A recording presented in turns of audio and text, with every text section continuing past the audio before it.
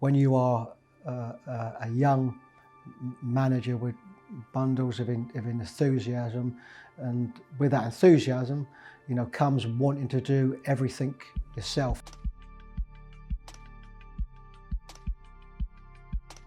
My name is Chris Hughton. I've recently been a Premier League manager at Brighton and managed 3 teams before that: Norwich, Birmingham and Newcastle, after having quite a long coaching career at Tottenham Hotspur and also a playing career there.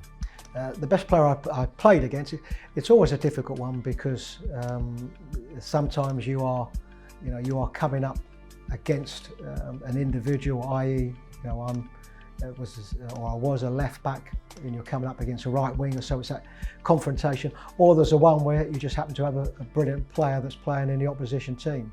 So probably I would say Ruud Gullit, and I did play against him on a few occasions, playing for the Republic of Ireland against Holland.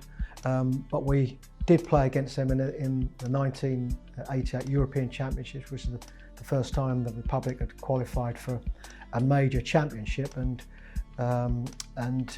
we lost to Holland very close, 1-0.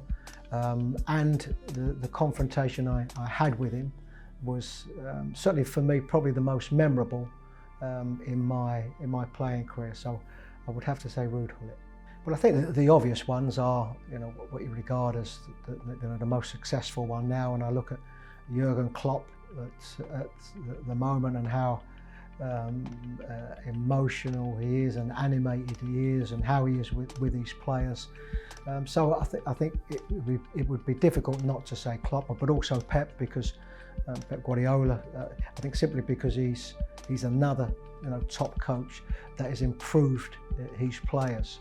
Well, I think player power has changed, I think, dramatically, and I think that comes along with lots of things. I think it's the amount of foreign players that we have in the game now, and there is no doubt that the changing room has changed, and possibly an approach that you might have had in the changing room. I think that's not and can't be the case anymore.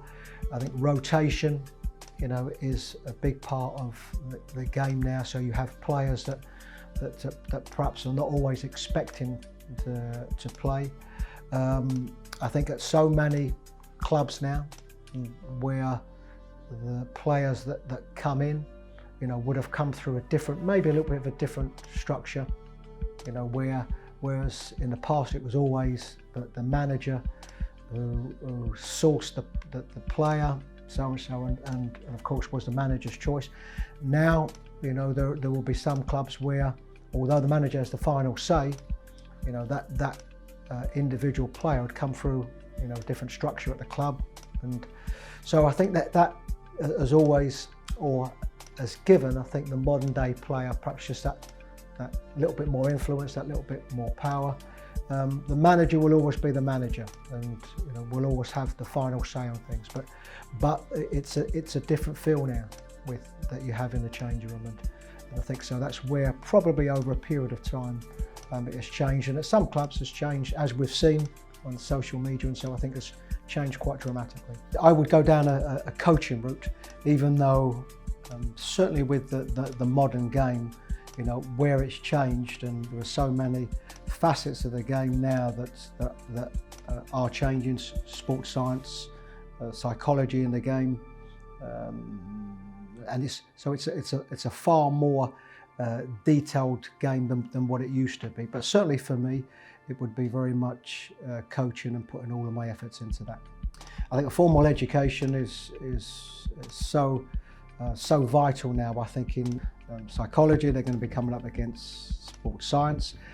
In particular, they're going to be coming up against media and social media, and all of these things are invaluable. So I think whatever experiences that you've been able to attain before that is going to be beneficial. Probably the biggest one would be about delegation.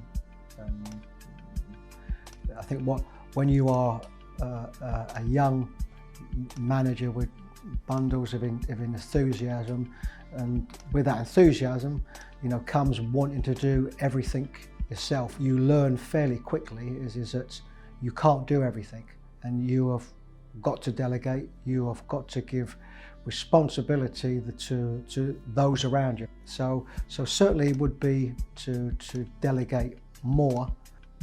I think it's hugely important. I think more so at the top level. It's very much about, I think, being able to manage upward. It's very much also being able to take into account the different factors now that will have a bearing on your role, and in particular the media. Sports science is massive now, and of course probably the big difference I think in managing now and managing I think a good few years ago is that you will have staff that's of course associated with the first team.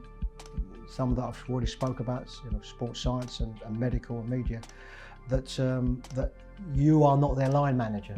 Their line manager is a CEO or the chairman, and so I think you have to be able to have a proper grasp on how a club is run, the role of responsibilities, and because I think accountability is even more now. And whereas perhaps as a manager in the past that you would have had control over so many aspects of his staff, now it's completely different, and you have to have an understanding of that.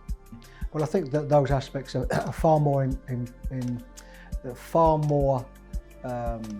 I wouldn't say important, because I think they're aspects that have always been important, but I think they are aspects now with the HR departments at football clubs, I think, which have got bigger and bigger.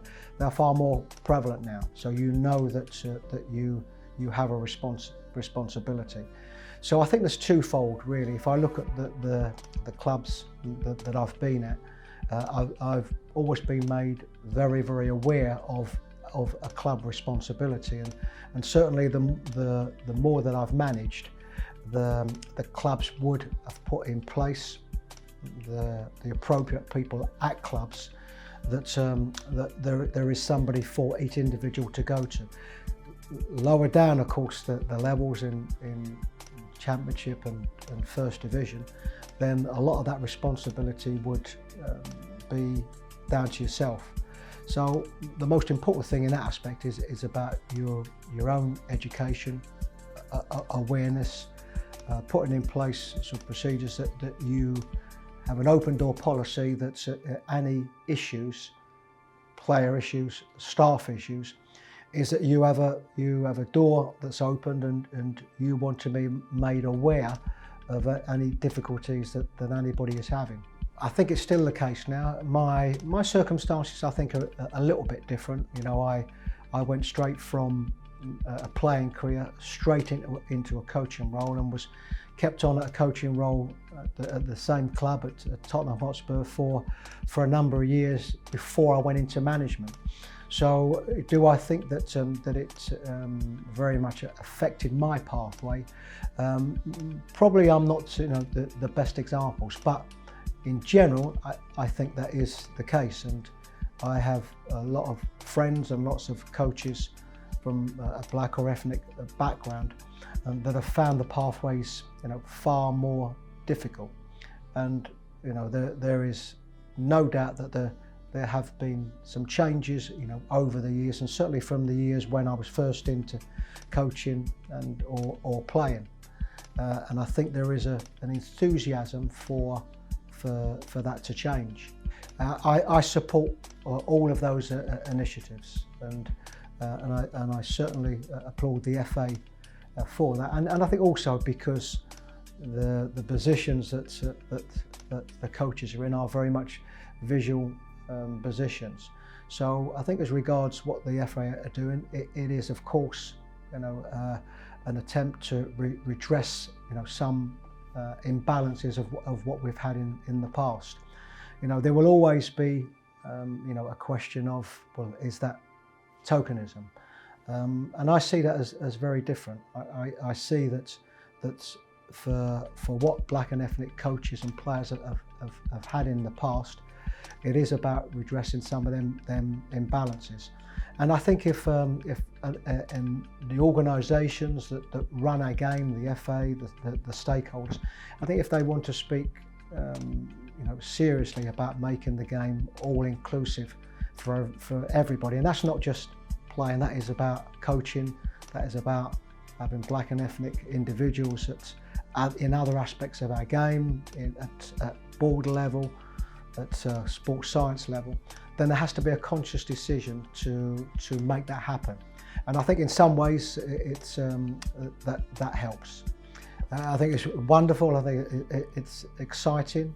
I think that the fact now that you can have young girls playing football with a thought process that this could be a living for them.